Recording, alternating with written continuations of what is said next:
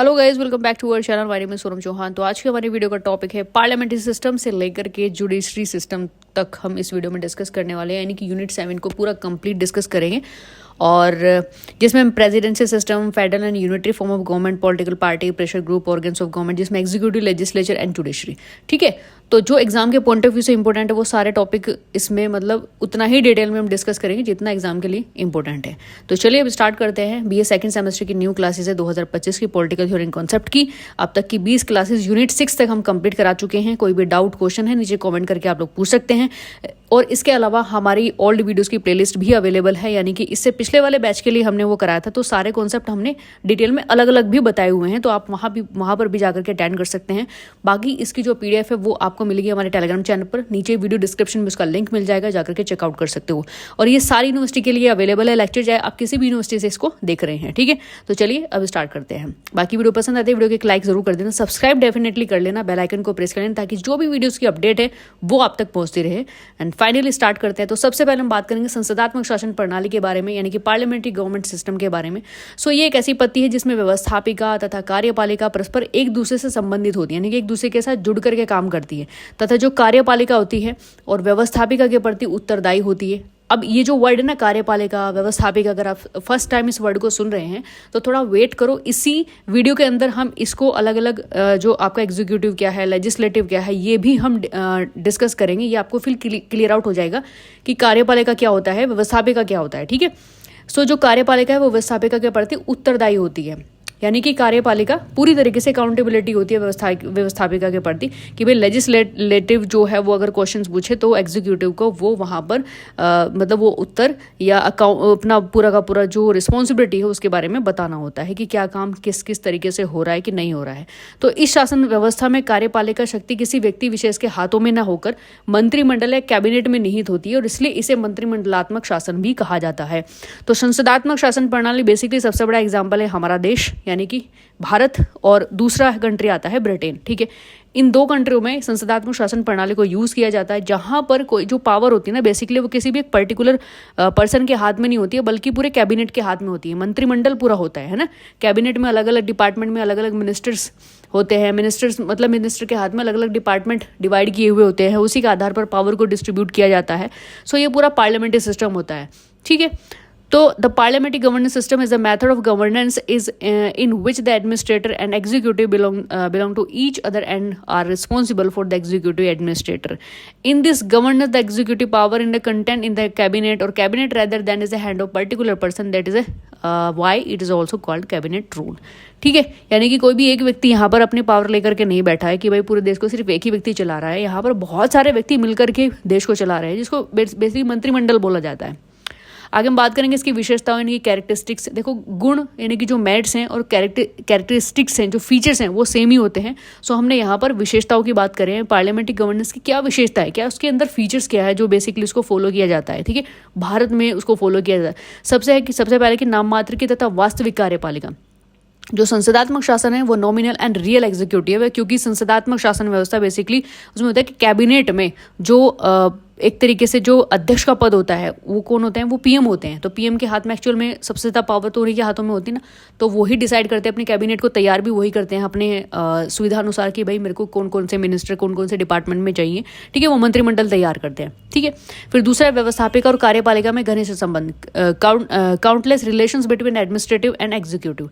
तो व्यवस्थापिका जो जहाँ पे कानून बनते हैं, कार्यपालिका जहाँ पे वे कानून लागू किए जाते हैं, एग्जीक्यूट किए जाते हैं। सो बेसिकली इनके बीच में काफ़ी ज़्यादा डीप रिलेशन भी क्रिएट होता है इस वाले सिस्टम में।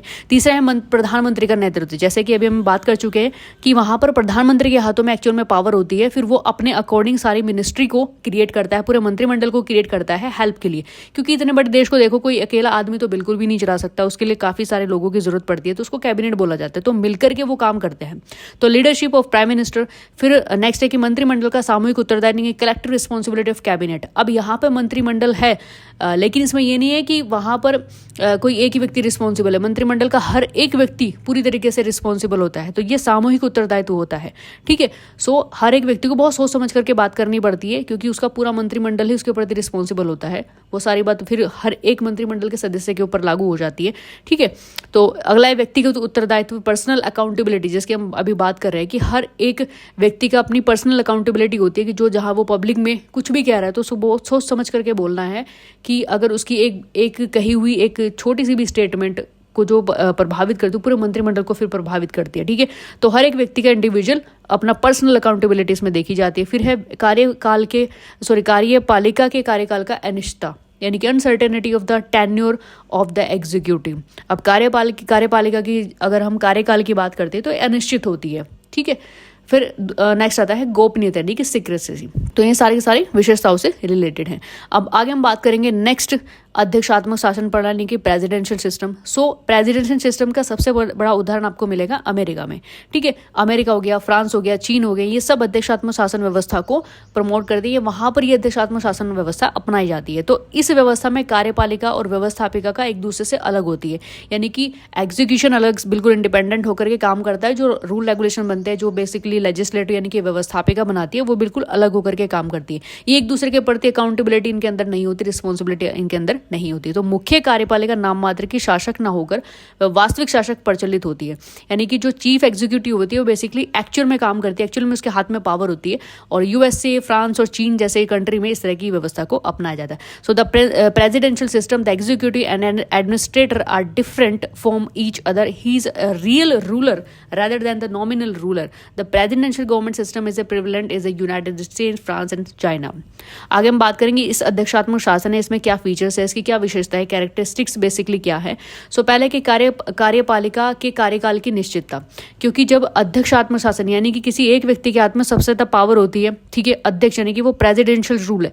चीफ एग्जीक्यूटिव का पूरा जो एक्चुअल में पावर होता है वो चीफ एग्जीक्यूटिव के अंदर होती है। तो वहां पर उसकी एक निश्चित होती है, उसका जो टेन्यूर होता है वो correspondence of the tenure of the executive एक निश्चित होता है, ठीक है। दूसरा एक कार्यपालिका तथा व्यवस्थापिका का पृथक्करण, यानी कि separation of executive and administrator.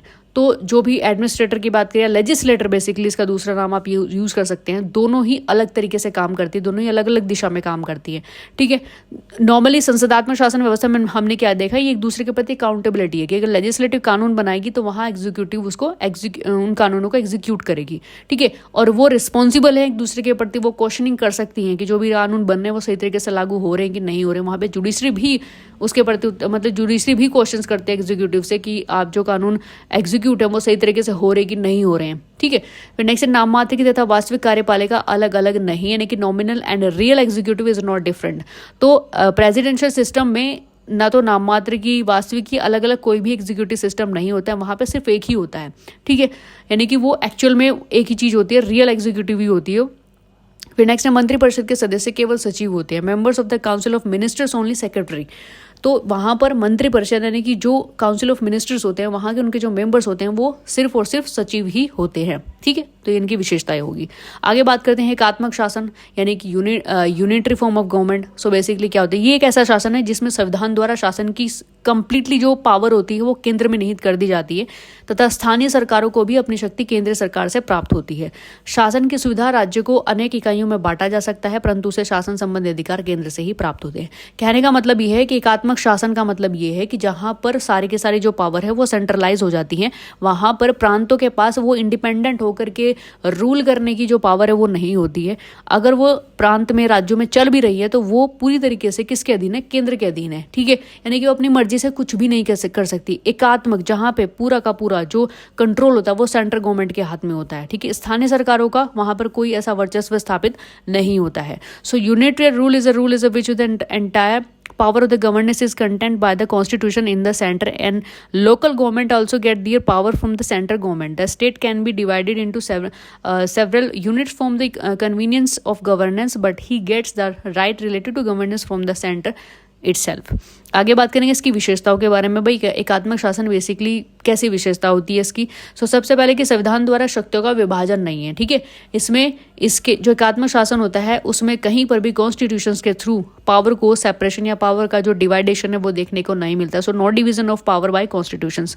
दूसरा, स्थानीय सरकारों की केंद्र पर निर्भरता, यानी कि local government dependence of the centre है। पूरी तरीके से स्थानीय सरकार सेंटर पर निर्भर करती है, यानी कि सेंटर से जो चीज़ें आएंगी तभी स्थानीय सरकार उनको कर पाएंगे, ठीक है। बल्कि हमारे इस वाले सिस्टम में क्या होता है, जैसे संसदात्मक शासन व्यवस्था है भारत में, पार्लियामेंट्री सिस्टम है, तो यहाँ पे स्थानीय सरकारों के पास भी पावर है ताकि वो स्थानीय यानी कि लोकल लेवल पर चीज़ें थोड़ा सा मतलब मैनेज करके चल सके। तो वो पूरी तरीके से सेंटर पर डिपेंड नहीं होती है, वो अपने लेवल पर भी चीज़ें कर पाती है क्योंकि उनको जो पावर है वो डिस्ट्रीब्यूट की गई है, ठीक है। और नेक्स्ट है इकहरी नागरिकता यानी कि सिंगल सिटीजनशिप। तो एकात्मक शासन व्यवस्था में तीसरा खास विशेषता होती है जहां पर सिंगल सिटीजनशिप को अपनाया जाता है, ठीक है। एकात्मक शासन के गुण की बात करें, मेरिट्स ऑफ यूनिटरी गवर्नमेंट की बात करें, तो प्रशासन में एकता आती है। एकता इसलिए बोली, यूनिटरी इन एडमिनिस्ट्रेशन इसलिए बोला जाता है बिकॉज ऑफ जहां पर केंद्र सरकार ही सारे फैसले ले रही है, वहां पर राज्यों के पास कोई ज़्यादा पावर नहीं है, इंडिपेंडेंट नहीं है, ठीक है। वो पूरी की पूरी डिपेंड है किसके ऊपर? सेंट्रल गवर्नमेंट के ऊपर, ठीक है। तो वहां पर सही समय जो यूनिटी है वो बनी रहती है, ठीक है। दूसरा, प्रशासनिक शक्ति संपन्नता, एडमिनिस्ट्रेटिव पावर, प्रोस्पेरिटी और वैदेशिक संबंधों का संचालन, ऑपरेशन ऑफ एक्सटर्नल कॉन्फ्रेंस। तो अगर हम एक्सटर्नल कॉन्फ्रेंस की भी बात करते हैं तो वो भी सही तरीके से संचालन, उनका भी ऑपरेशन सही तरीके से हो पाता है क्योंकि एक ही व्यक्ति को और एक ही जो बॉडीज है उसको डिसीजन लेना है, उसको डिस्कस नहीं करना है अदर जो भी ऑर्गेनाइजेशन है उनके साथ में। फिर राष्ट्रीय एकता, नेशनल यूनिटी से बनती है। फिर संगठन की सरलता, एलिजिबिलिटी फॉर ऑर्गेनाइजेशन एंड मितव्ययता यानी फॉर्टेलिटी। एंड फिर संकट काल के लिए उपयुक्त यानी कि सुटेबल फॉर क्राइसिस। अब वही थी कि इमरजेंसी लागू हो जाए तो वहाँ पर सेंट्रल गवर्नमेंट के हाथ में ही पावर होती है कि क्या डिसीजन लेना है क्या नहीं लेना है। उसको अलग अलग तरीके से मीटिंग बुलाने की जरूरत नहीं है, उसको अलग अलग तरीके से डिस्कस करने की जरूरत नहीं है, ठीक है। तो वो क्राइसिस या इमरजेंसी के लिए भी सुटेबल होती है। और सबसे खास बात है कि छोटे देशों में उपयुक्त होती है, यानी कि बहुत ही स्मॉल कंट्री में, जैसे यूरोप में बहुत छोटे छोटे कंट्री ना, वहाँ पर ये यूनिटरी फॉर्म ऑफ गवर्नमेंट को स्टैब्लिश किया जा सकता है। लेकिन भारत जैसे बड़े देश में, चाइना जैसे बड़े देश में ये यूनिटरी फॉर्म ऑफ गवर्नमेंट वहाँ पर स्टैब्लिश नहीं की जा सकती, ठीक है। भाई इतना बड़ा देश है, ठीक है, 150 करोड़ की जनसंख्या वाला देश है, वहाँ पर यूनिटरी फॉर्म ऑफ गवर्नमेंट करना मतलब इम्पॉसिबल है कि एक ही व्यक्ति इनके सारा काम सेंटर ही कर रहा है। नहीं, वो यहाँ पर सेपरेशन ऑफ पावर की स्थिति है। यहाँ पर स्टेट को पावर दी गई है, लोकल गवर्नमेंट को पावर दी गई है ताकि वो उस लेवल पर काम कर सके, ठीक है। जो बर्डन है वो सेंटर पर ज़्यादा ना आए, ठीक। आगे बात करेंगे संघात्मक शासन की यानी कि फेडरल रूल की। तो संघात्मक शासन वह शासन है जिसमें संविधान के द्वारा केंद्रीय और प्रांतीय सरकारों के बीच शक्तियों का विभाजन कर दिया जाता है। संविधान द्वारा ऐसी विशेष व्यवस्था होती है ताकि केंद्र और प्रांतीय सरकारों द्वारा अकेले इस व्यक्ति शक्ति विभाजन में परिवर्तन न किया जा सके। So federal rule is a rule in which the power are divided between the central and provincial government through the constitution such a special arrangements are made by the constitution so that is a power division along can not be changed by the centre and provincial governments. तो संघात्मक शासन कैसा शासन है जिसमें संविधान के द्वारा केंद्र और प्रांतीय सरकारों के बीच में शक्तियों का बंटवारा हो जाता है, उनका डिवीजन हो जाता है, ठीक है। कि संविधान में ये चीजें हैं, संविधान खुद उनको क्या करता है कि भाई कुछ जो शक्तियां होती है वो केंद्र के पास रखी जाएंगी और कुछ प्रांतों के पास रखी जाएंगी, ठीक है। प्रांत यानी कि जो स्टेट हैं, जो राज्य हैं, उनके पास में। तो संविधान द्वारा एक ऐसी व्यवस्था होती है ताकि केंद्र और प्रांतीय सरकारें जो हैं वो अकेले शक्ति विभाजन में परिवर्तन न कर सके, ठीक है। वहां पर फिर कंट्रोल किसका होता है? वो सेंटर का होता है ताकि वो अपनी मनमर्जी ना कर सके उन शक्तियों का उपयोग करके। आगे बात करते हैं इनकी विशेषताओं की यानी कि कैरेक्टरिस्टिक्स ऑफ फेडरल सिस्टम। सबसे पहली विशेषता क्या है? शक्तियों का विभाजन, डिवीजन ऑफ पावर। कहाँ? स्टेट और यानी कि सेंटर और प्रोविंस के अंदर। फिर है प्रभुत्व शक्ति का दोहरा प्रयोग, dual use of dominance power. अब दोहरा प्रयोग कैसे हो रहा है शक्तियों का? एक तो वो केंद्र पर काम कर रही है, दूसरा वो स्टेट पर काम कर रही है। फिर संविधान के सर्वोच्च सुपरमेंस ऑफ कॉन्स्टिट्यूशन, क्योंकि कॉन्स्टिट्यूशन के थ्रू ही सारी चीजें रखी गई हैं। डिवाइडेशन की भी बात की गई है ना, सेपरेशन ऑफ पावर की बात की गई, तो वो अकॉर्डिंग टू कॉन्स्टिट्यूशन है। फिर है न्यायपालिका की सर्वोच्च यानी कि सुपरमेसिस ऑफ जुडिशरी को भी यहाँ पर सुपरियरिटी में रखा गया है। फिर है दोहरी नागरिकता, ड्यूल सिटीजनशिप। अब दोहरी नागरिकता का मतलब होता है कि केंद्र की अलग से नागरिकता है और जो जिस प्रोविंस में आप रह रहे हो उसकी अलग से नागरिकता है। तो ये जो कॉन्सेप्ट है आपको अमेरिका में मिलेगा, इंडिया में नहीं। इंडिया में क्या है? इंडिया में आपको सिंगल सिटीजनशिप मिलेगी, यानी कि नागरिक हो आप सिर्फ भारत के नागरिक हो, आप अलग अलग स्टेट यानी प्रोविंस के नागरिक नहीं हो, ठीक है। तो ये आपको कहाँ मिलेगी? यूएसए में मिलेगी। दूसरा है लिखित संविधान, रिटन कॉन्स्टिट्यूशन। तो संघात्मक शासन की खास विशेषता है कि वहां पर जो कॉन्स्टिट्यूशन होगा वो लिखित होगा, ठीक है। आगे हम बात करेंगे दलीय प्रणाली यानी कि पार्टी सिस्टम की बात करेंगे। सो पार्टी सिस्टम में जैसे राजनीतिक दल की बात करते हैं तो राजनीतिक दल आधुनिक राजनीतिक व्यवस्था के अपरिहार्य अंग है यानी कि मोस्ट इंपोर्टेंट पार्ट होता है। ठीक है, आज की जो आधुनिक राजनीतिक व्यवस्था है उसमें पॉलिटिकल पार्टी का अपना एक अहम अपना अहम कंट्रीब्यूशन होता है। सो राजनीतिक दल किसी न किसी रूप में प्रत्येक लोकतांत्रिक व्यवस्था में अनिवार्य रूप से विद्यमान पाए जाते हैं। सो साधारण भाषा में अगर हम बात करें तो दल व्यक्तियों के उस समूह को कहा जाता है जो समान उद्देश्यों की पूर्ति के लिए कार्य करता है। ठीक है, एक पॉलिटिकल पार्टी कोई भी ऑर्गेनाइजेशन है उसमें सभी व्यक्ति अगर उसमें इंक्लूड है, उसके मेंबर्स हैं, वो समूह है, तो उसमें एक मेन टारगेट होता है जिस पर वो काम करते हैं।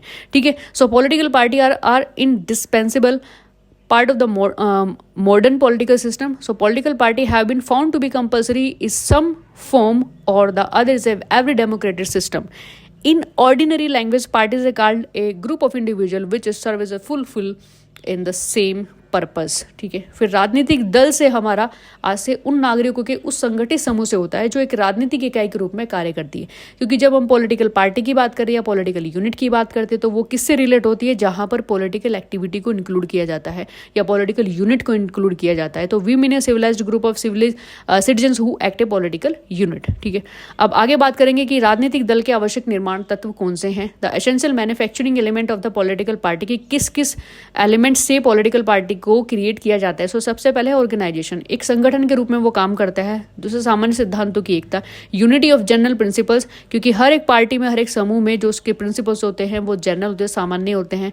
ठीक है, एक संवैधानिक सिद्धांतों में विश्वास, फेथ इन कॉन्स्टिट्यूशनल प्रिंसिपल्स। तो जितनी भी पॉलिटिकल पार्टी होती है उनके खास आवश्यक निर्माणक तत्व जो होते हैं वो होते हैं कि वो कॉन्स्टिट्यूशन में फेथ करते हैं, बिलीव करते हैं। फिर है शासन पर प्रभुत्व की इच्छा, desire of dominance over governance. तो जो भी पॉलिटिकल पार्टी होती हैं वो बेसिकली उनका जो मैन्युफैक्चरिंग एलिमेंट्स होता है वो होता है कि शासन पर अब अपने प्रभुत्व की इच्छा एस्टैब्लिश करना। ठीक है, फिर है राष्ट्रीय हित यानी कि नेशनल इंटरेस्ट। जो भी पॉलिटिकल पार्टी होती है बेसिकली नेशनल इंटरेस्ट के लेवल पर अपना काम करती है। आगे बात करते हैं लोकतंत्र में राजनीतिक दलों का महत्व क्या है। जब हम डेमोक्रेसी की बात करते हैं तो उसकी इंपॉर्टेंस, तो पॉलिटिकल जो पार्टीज होती है बेसिकली उनकी इंपॉर्टेंस क्या होती है, जैसे स्वस्थ लोकमत के निर्माण के लिए आवश्यक है, essentials for building healthy public opinion. क्योंकि लोकतंत्र है तो पब्लिक जो पॉलिटिकल पार्टी है वो तो एस्टैब्लिश होगी, क्योंकि आप उसे रोक नहीं सकते हैं, आपको अधिकार है संगठन बनाने का, है ना, आपको अपनी बातें कहने का भी अधिकार है। तो ये स्वस्थ लोकमत के निर्माण में भी काफी महत्वपूर्ण होती है। दूसरा, चुनाव के संचालन के लिए आवश्यक है, essential for conduct of elections. बिना पॉलिटिकल पार्टी के, बिना समूह के आप इलेक्शंस को कंडक्ट ही नहीं करा पाओगे। ठीक है, आप अकेले खड़े होकर के कोई इलेक्शन नहीं लड़ पाओगे, क्योंकि पॉलिटिकल पार्टी है इसलिए कंपटीशन है, इसलिए इलेक्शंस है। ठीक है, फिर सभी वर्गों के प्रतिनिधित्व के लिए आवश्यक, required for representation of all classes. तो जो पॉलिटिकल पार्टी है वो सभी वर्गों के लिए इंपॉर्टेंट होती है, क्योंकि हर वर्ग का जो व्यक्ति होता है वो कहीं ना कहीं पॉलिटिकल पार्टी से रिलेटेड होता है। जो भी पॉलिटिकल पार्टी उनके वर्ग की बात करता है वो उससे रिलेट होता है, तो ये भी इंपॉर्टेंट है। फिर सरकार के गठन और संचालन के लिए आवश्यक है, essentials for the formation and operation of the government. तो पॉलिटिकल पार्टी जो भी, मतलब भाई इलेक्शंस इनके थ्रू ही होते हैं, इलेक्शंस बिना पॉलिटिकल पार्टी के आप कंडक्ट नहीं करा पाओगे। जब इलेक्शन होते हैं तो वो जीतते हैं, तो जो भी पॉलिटिकल पार्टी जीतती है वो गवर्नमेंट को स्टैब्लिश करते हैं, वो गवर्नमेंट बनाती है, सरकार बनाती है। ठीक है, तो सरकार के संगठन के लिए जरूरी होती है। और शासन सत्ता को मर्यादित करने की, कीपिंग गवर्नेंस पावरफुल। तो जो भी शासन सत्ता है उसको मर्यादित रखना। ठीक है, आगे बात करेंगे दलीय प्रणाली के प्रकार के रूप की। जो भी पॉलिटिकल पार्टी सिस्टम होता है बेसिकली वो 3 तरीके से डिवाइड किया गया है। एक है एक दलीय प्रणाली यानी कि सिंगल पार्टी सिस्टम, जहां पर सिर्फ एक ही दल काम करता है, यानी कि अपोजिशन में कोई दल होता ही नहीं है। ठीक है, दूसरा है द्विदलीय, जहां पर सिर्फ 2 दल काम करते हैं, एक शासन सत्ता जिसके हाथों में होती है और एक अपोजिशन जो हार चुका होता है वो अपोजिट में हो जाता है। ठीक है, तीसरा होता है बहुदलीय प्रणाली की मल्टीपल पार्टी सिस्टम, यानी कि जिस देश में अनगिनत पार्टी सिस्टम है, जैसे कि हमारा भारत। तो हमारे भारत में नेशनल लेवल से लेकर के स्टेट लेवल से लेकर के लोकल लेवल तक आपको पार्टी सिस्टम का जो पूरा का पूरा एनवायरनमेंट है वो आपको मिल जाएगा। ठीक है, क्योंकि पार्टी को क्रिएट करना हर एक व्यक्ति का एक तरीके से उसका कॉन्स्टिट्यूशन, मतलब उसका एक राइट्स है, मौलिक अधिकार है, तो वो संगठन वगैरह बना सकता है। ठीक है, बाकी नेशनल लेवल पर उसे पहुंचाना और स्टेट लेवल पर उसकी बात करना, फिर वो बहुत आगे की बात होती है। उसमें काफी सारे टर्म एंड कंडीशंस होती हैं जो उसको फुलफिल करनी पड़ती हैं। ठीक है, आगे हम बात करेंगे दबाव समूह यानी कि प्रेशर ग्रुप की। सो दबाव समूह कुछ लोगों द्वारा पारस्परिक साझे की हितों को प्राप्त करने के लिए संगठित किया गया एक ऐसा समूह है जो कि अपने हितों की रक्षा और प्राप्ति के लिए दबाव साधनों का प्रयोग करता है। सो दबाव समूह जो होते हैं वो सार्वजनिक नीति को प्रभावित करने के लिए बनाए गए कुछ निजी संगठन होते हैं। So pressure group is a group organised by some people to achieve mutual and share interest which is use pressure tools to protect and achieve their interest. Pressure group are private organisation form to influence public policy. So basically दबाव समूह क्या होते हैं, ये किसी भी political party से तो एक तो ये रिलेट सीधे तरीके से नहीं करते, इनडायरेक्टली ये अपना काम करते हैं। अपने खुद के इनके सेल्फ इंटरेस्ट होते हैं, कुछ सार्वजनिक जो हित होते हैं, कुछ पब्लिक इंटरेस्ट होते हैं, कुछ पॉलिसी होते हैं, तो उनको सामने लाते हैं। ठीक है, अपने हितों को पूरा कराने के लिए, उनको प्राप्त करने के लिए ये अलग अलग साधनों का प्रयोग करते हैं। साधन कौन से आगे हम बात करेंगे। ठीक है, तो दबाव समूह का जैसे ही भी इलेक्शन होते हैं ना, ये एक्टिव हो जाते हैं। ठीक है, और जैसे इलेक्शन खत्म होते हैं डीएक्टिवेट हो जाते हैं। ये इलेक्शन नहीं लड़ते हैं, ना ही सामने आते हैं, बस इनका एक समूह है जो हितों के आधार पर काम करता है।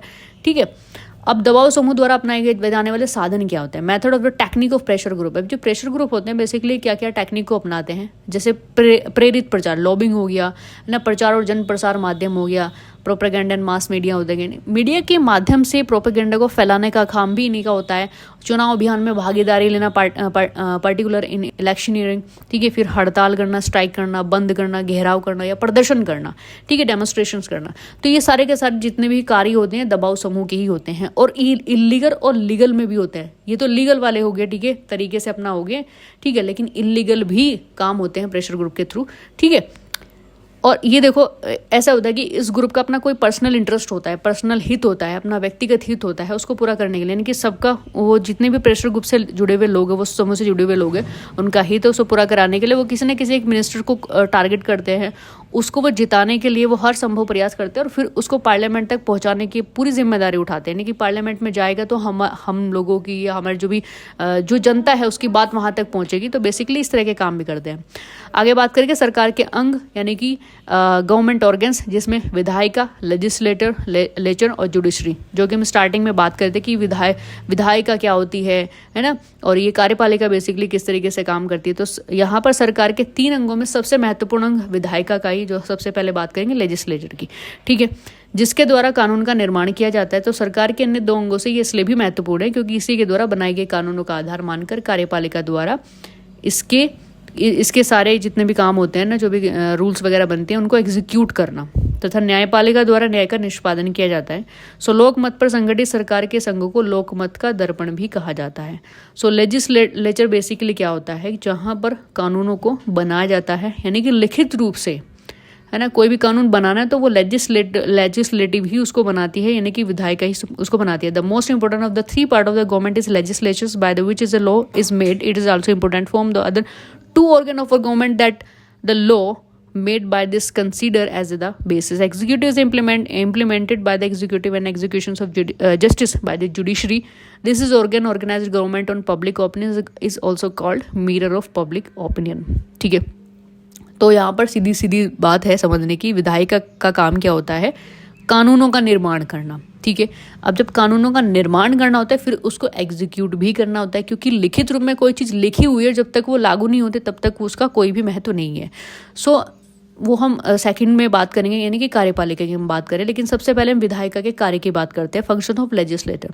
तो सबसे पहले के कानून निर्माण संबंधी कार्य, बेसिकली जो हम स्टार्टिंग में बात ही कर चुके हैं कि लॉ कंस्ट्रक्टिव वर्क, यानी कि लॉ मेकिंग वर्क, विचार विमर्श संबंधी कार्य, डिस्कशन रिलेटेड वर्क। डेफिनेटली अगर कानून बन रहे हैं तो उन पर डिस्कस भी करता है। आर्थिक कार्य भी हैं, कुछ प्रशासनिक संबंधी कार्य हैं, न्याय संबंधी कार्य है। कुछ देशों में जैसे फ्रांस है या और भी बहुत सारे ऐसे छोटे बड़े कंट्री जहाँ पर विधायिका खुद न्याय का काम करती है, यानी कि वो लॉ को भी क्रिएट कर रही है और साथ साथ में उनका मतलब वो वेरीफाई भी कर रही है कि सही तरीके से वो लॉ को फॉलो भी किया जा रहा है कि नहीं किया जा रहा है। वो मैनेजमेंट भी संभाल रही है। फिर निर्वाचन संबंधी कार्य, तो बहुत सारे ऐसे कंट्री है, इसमें इंक्लूडेड फ्रांस भी आता है, और बहुत सारे ऐसे कंट्री जहां पर वो इलेक्शन से जुड़ा हुआ काम भी करती है। ठीक है, आगे हम बात करेंगे कार्यपालिका, एग्जीक्यूटिव। सो जितने भी रूल रेगुलेशन लेजिस्लेटिव के थ्रू बनते हैं, अब उनको एग्जीक्यूट करना है, लागू करना है, तो वो कौन करता है, कार्यपालिका करती है। तो सरकार के 3 अंगों में कार्यपालिका कार्य को लागू करने का जो महत्व की दृष्टि से विधायिका के बाद कार्यपालिका का नाम आता है, जिसके द्वारा विधि को क्रियान्वयन किया जाता है, यानी कि एग्जीक्यूट किया जाता है, इंप्लीमेंट किया जाता है कानूनों को। सो कार्यपालिका का सरकार का दूसरा अंग है। कार्यपालिका का मुख्य कार्य निर्मित कानूनों के आधार पर देश का शासन करना है। ठीक है, तो ये पूरा एग्जीक्यूशन सिस्टम ही है जो देश को चला रहा है, ठीक है। The name of executive comes after the legislator in terms of importance of implementing the work in the three part of the government by which the method is implemented. The executive is the second part of the government. The main function of the executive is rule the country based on the law made, ठीक है। अब इसके कार्य की बात करते हैं कि काम क्या क्या करते हैं, तो प्रशासनिक कार्य है, बेसिकली पूरा प्रशासनिक जो कार्य होता है, एडमिनिस्ट्रेटिव जो वर्क होता है, ठीक है। IAS है, IPS है, IFS है, और जितने भी छोटे बड़े अधिकारी हैं, जितने भी मिनिस्टर है, सब एग्जीक्यूटिव के ही पार्ट हैं, वहीं से काम करते हैं, ठीक है। फिर कूटनीतिक कार्य, डिप्लोमेटिक वर्क, ठीक है। अब ये समझो देश का जो शासन संचालन होता है ना, PM से लेकर के हर एक छोटे पियून तक का जो भी काम होता है, ठीक है, वो सब एग्जीक्यूटिव फॉर्म से रिलेटेड होता है, ठीक है। सैनिक कार्य आर्मी फंक्शंस है, और विधि निर्माण कार्य और function related to law making. तो कार्यपालिका कहीं कहीं किसी फेस में वो लॉ को भी क्रिएट करती है। फिर वित्तीय कार्य यानी कि फाइनेंशियल वर्क, कहाँ कितना किस स्टेट को कितना खर्चा देना है, कैसे बजट बेसिकली तैयार करना है, ये सब एग्जीक्यूशन में ही होता है। फिर न्यायिक कार्य यानी कि जुडिशरी वर्क, ठीक है। तो ये तो हो गए इसके काम। फिर नेक्स्ट आता है न्यायपालिका यानी कि जुडिशरी सिस्टम। सो सरकार के 3 अंगों में सबसे सर्वश्रेष्ठ अंग न्यायपालिका को माना जाता है, क्योंकि देखो लेजिस्लेटिव क्या करती है, कानून बनाती है, कार्यपालिका उनको लागू करती है, उनका इम्प्लीमेंटेन करती है। यानी यूँ देखे कि पूरे भारत में जो शासन चल रहा है वो कार्यपालिका के आधार पर चलता है, ठीक है। अब वो शासन सही तरीके से चल रहा है, संविधान के अधीन, मतलब संविधान के अकॉर्डिंग चल रहा है कि नहीं चल रहा है, इसका ध्यान कौन रखता है, न्यायपालिका रखती है, ठीक है। तो जिसके द्वारा तो विधायिका नियम के अनुकूल विधि का भाई निर्माण कर रही है या नहीं कर रही है, कार्यपालिका उन विधियों का पालन सही तरीके से कर रही है नहीं कर रही है, ये काम कौन करता है, न्यायपालिका करती है। तो the best organ judiciary is the 3 part of government is consider by the which of the work of 2 other organ are mention whether or not the legislature is constructed the law friendly method are executive following those method correctly. कार्य ये क्या है इनके, अगर हम judiciary के functions की बात करें तो कानून की व्याख्या न्याय करना, basically explanation and justice of law, तो जो भी एग्जीक्यूट होते हैं उनको एक्सप्लेन करना, ठीक है। विधान संबंधी कार्य, लेजिस्लेटिव वर्क, कहीं कहीं पर आपने देखा होगा जो जुडिशरी होती है वो भी कानून बनाती है, ठीक है। अगर कॉन्स्टिट्यूशन के आधार पर ये जुडिशरी को भी अधिकार है कि वो वेलफेयर को टारगेट करके कानून बना सकती है। नागरिकों के मूल अधिकारों संविधान की रक्षा करना, so protect the fundamental rights and constitution of citizen. तो हमारे जितने भी मौलिक अधिकार है वो आर्टिकल 32 के आधार पर जो सुप्रीम कोर्ट है यानी कि जो जुडिशरी है वो अधिकार, मतलब वो हमें प्रोटेक्ट करती है, और साथ में संविधान की रक्षा का भी दायित्व जो जुडिशरी है उसके ऊपर है। फिर परामर्श देने संबंधी कार्य, कंसल्टेशन वर्क एंड प्रशासन संबंधी कार्य, एडमिनिस्ट्रेटिव वर्क, ठीक है। सो जुडिशरी के सारे कार्य हो गए। सो मेक श्योर ये सारे टॉपिक आपको क्लियर आउट हो चुके होंगे। सो एग्जाम के पॉइंट ऑफ व्यू से जो इंपॉर्टेंट था उन सब टॉपिक को हमने क्लियर आउट करा दिया है। तो यहाँ पर यूनिट 7 भी आपकी कंप्लीट हो चुकी है, ठीक है। तो फटाफट से वीडियो को लाइक कर दो, चैनल को सब्सक्राइब कर लेना आने वाली जो वीडियोज़ है अपडेट है उनके लिए। एंड देन मिलते हैं नेक्स्ट इन्फॉर्मेशन के साथ में नेक्स्ट वीडियो लेक्चर में। तब तक के लिए जय हिंद, जय भारत।